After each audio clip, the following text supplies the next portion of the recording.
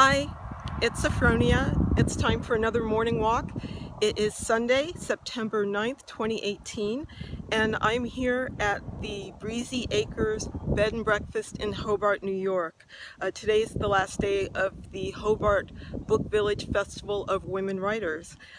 Notice this beautiful porch back here and the beautiful flowers. I'm going to say more about this location in a moment, but as I walk along, I wanted to tell you about a time when I went to a reading for Edward P. Jones, and this was when his book, the historical fiction The Gnome World, had just come out.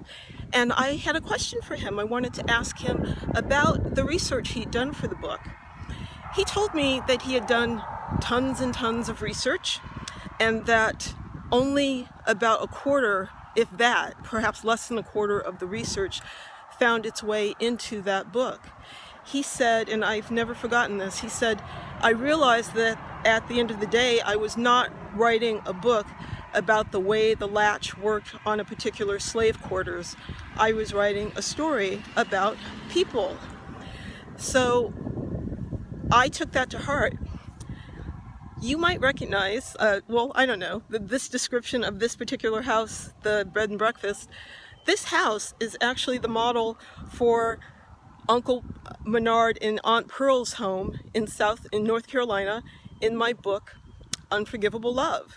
So Cecily gets sent to this farm to stay with family members.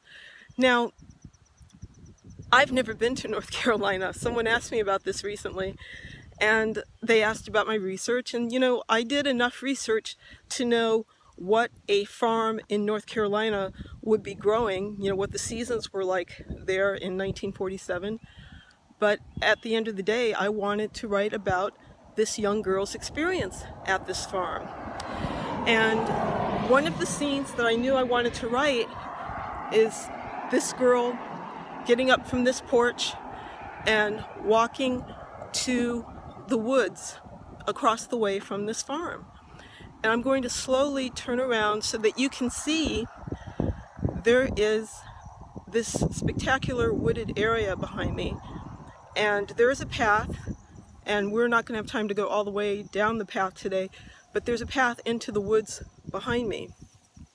So I have come to this bed and breakfast every year for the past 6 years. And it's very close to my heart. Wonderful people, Joyce and Dave Barber, run this bed and breakfast, and it has such a homey feel to it.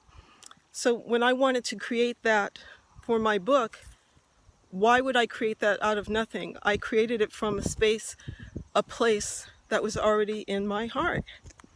So I say this to you because, I think a lot of writers get tied up in knots about research and about creating places.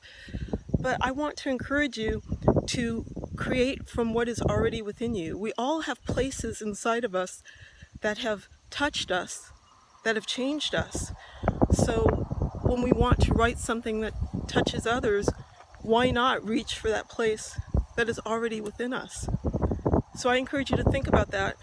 Think about the places that you love and how those places might find a way into your writing. So I'm going to keep walking and enjoying this morning, and I hope you will do the same. Good luck with your work, and have a great day.